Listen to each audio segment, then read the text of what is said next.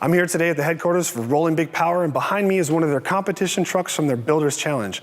Now, these trucks have a lot of upgrades and customizations, and we're going to find out more about what you can do to your truck.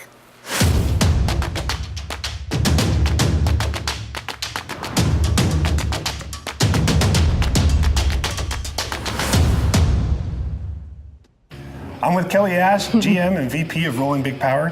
You guys know Rolling Big Power from lifted vehicles and these awesome exhaust tips here. Kelly, what can you tell me about this one?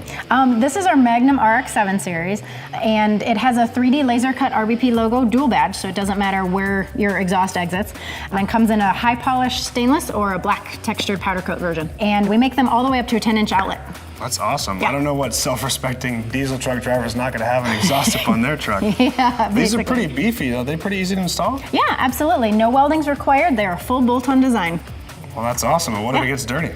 Well, you can wash it. No big deal. Oh, great. So it's going to be protected from wind and rain and dust and dirt, all that? Yeah, absolutely. They're actually made with 304 stainless, so it comes with a lifetime rust warranty and a 2-year finish. That sounds great. Well, where can I find more information?